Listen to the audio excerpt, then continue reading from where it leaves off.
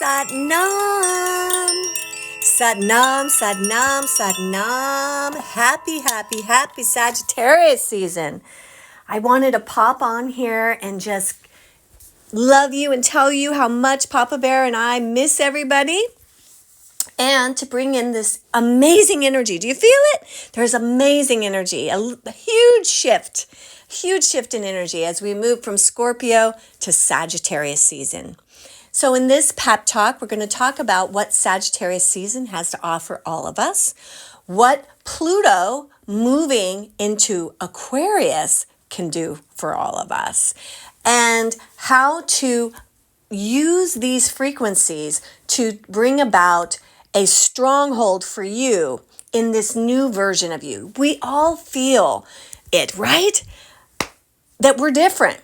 And when I say that, I mean you're not as triggered by certain things and you're not as enmeshed in your habits. It's slight, but it's big, and it's actually just the beginning. So in this season of Sagittarius, this always leads to the winter solstice, and then Capricorn comes. Now, Capricorn is when it's going to make everything real, right? Also, we have this Aquarius energy that is very potent right now because Pluto is at 0 degrees, and it is going to be in Aquarius for 24 years. Now, I want to talk about this.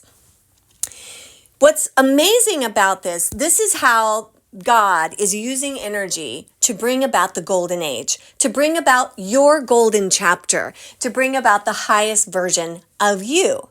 And so when a sign moves, it starts at 0 and it moves to 29. And in those first 10 degrees, it's all about yourself. So right now, Pluto, for probably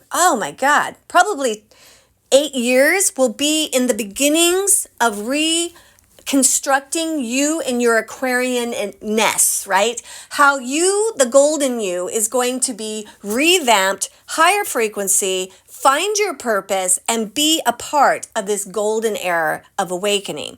Because we've got to get ourselves in shape, right? We've got to be able to look at the world different. We're the ones that have to open up to love, because that sets up the world to actually be different, which would be the next 10 degrees.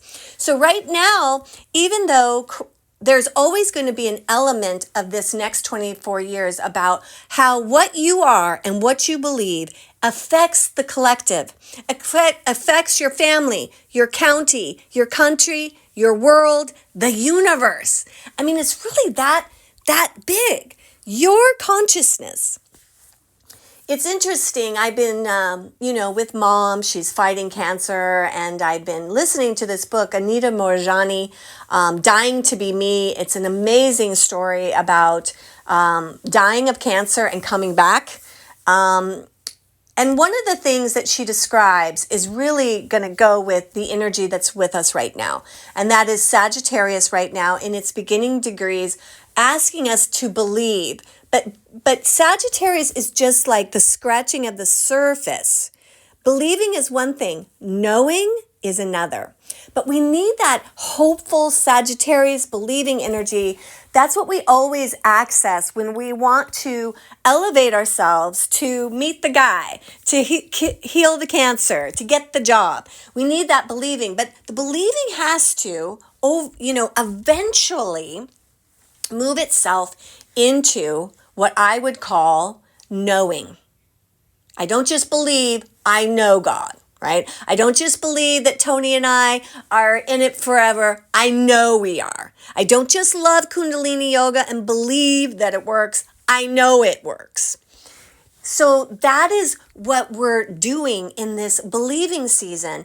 And it's on the precipice of this huge Pluto integration of we're really in the golden age. We're going there. I want to talk about something that has recently come on to TV. It's on Hulu and HBO. It's called Breath of Fire.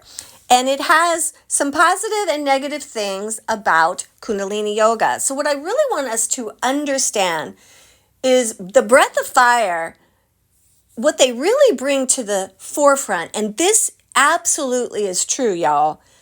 Kundalini is playing with fire. Kundalini is playing with fire, okay? Because Kundalini is what? It is the Shakti fire. It is the divine mother's fire of creation. And this practice through the chanting and the movement and the stillness and the breath work must be integrated, must be respected. Otherwise, playing with fire can burn you and others. What do I mean? It is a very, very empowering and exciting energy. You literally get high. And so one of the things in this movie, it's really kind of shaming the Kundalini people for getting high. But my personal opinion, that goes in this whole thing that we've recently been through with cancel culture and like, oh, there's one thing wrong with it, so get rid of it, right? We do that. And it's like, no. We don't want to get rid of Kundalini. But I love what it's showing. It does get you high. It does change your perspective. It does open you up. And so it must be respected. And so as a teacher, that's why we always are, the main slogan of Great Divine Flow is the guru is you, right? Because you're amping up this fire to ignite and unite to the guru inside of you. So many times students will come to me, well, what do you think I should do? Blah, blah, blah. What do you think I should do? And I love you and I lean in, but ultimately when you're high and in the light of Kundalini, I know you can figure it out. You're the one that's going to know the answers. Anybody who's ever had a reading with me, I'm going to lay all the cards on the table. This is what the energy is. This is the Kundalini you should do to make the best of it. But ultimately, it comes down to our inner guru and God within, right? God is inside of us. And in this, as we elevate to the golden age, as Pluto moves through Aquarius, and as we begin this Sagittarius season that moves us to the winter solstice, this is a huge opportunity to use your Kundalini yoga to heal something to be specific. One of the things that is so beautiful about a human is that we desire. We desire to have a mate, or we desire to have good health, or we desire to be prosperous. And there is nothing wrong with that desire. The problem is sometimes we only think about the desire, right? And we agitate the system, the chakras. If we bring desire into the seat of the soul and into the open heart, now we're dealing with a master power that knows how to not only get you what you desire, but like the best version of it. A cute little story. When I was wanting to meet the man of my dreams, I really kept dreaming of this blonde 6-foot guy, and God kept showing me a little short Italian. and that's what I mean. It's like I opened up to my soul, and my soul's like, oh yeah, love is a great idea. I want you to totally be there. So hey, now I'm showing you, what that could look like. And you are like this too. One of the things in Anita's story, and this is, I'm going to be offering 3 Tuesdays in December of working with miracles, moving from believing to knowing. One of the things that she explained, and I've had a visceral experience, I know exactly what she's talking about, was she was talking about as she was in her altered state of death, they were telling her husband, look, there's nothing really we can do for her. Her organs are failing. And she can hear them. And she's thinking to herself, why are they talking like that? I feel better than I ever have. I'm good. I am ready to go. Then in this, it's a lengthy thing, but in this, and this is what's important to you and us working miracles in the month of December, is that she realized that they were doing these tests, and the test results were still movable, pliable, influenceable, right? Because everything is one. And in this altered state, she was one with everything. She was one with the doctors. She was one with the cancer. She was one with God. Everything was connected. And she clearly understood, it is my choice. Either that test comes back, no, all my organs are failing, I'm leaving the planet, or, oh my God, she's starting to respond, and here we go. She chose the latter. I had an experience like this in my life where I was in this altered state. I had been doing Kundalini. I was high as a kite.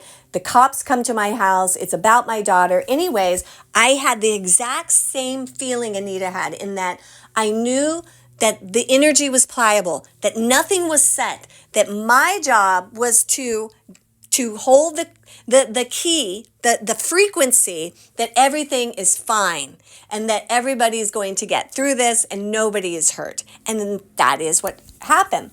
Now, when we're in this altered state, we're really one with God.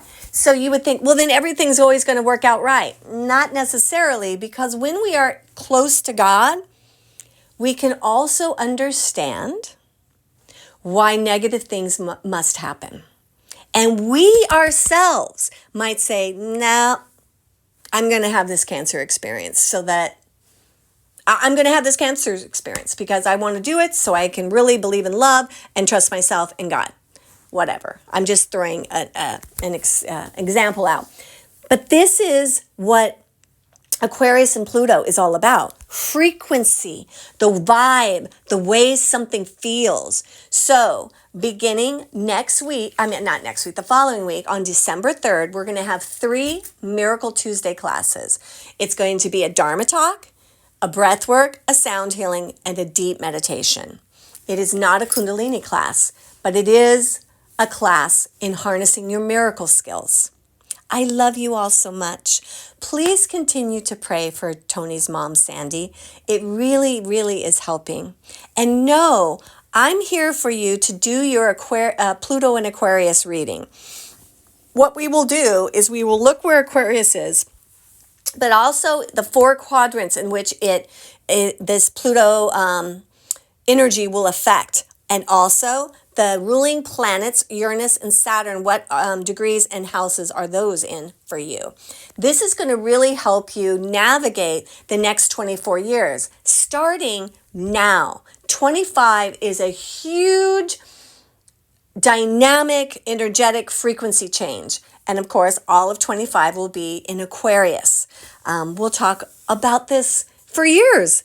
And we will together at Great Divine Flow elevate into a higher consciousness. I love you so much. I'm teaching tomorrow. Come see me. Tony will be there Sunday. We love and miss you so much.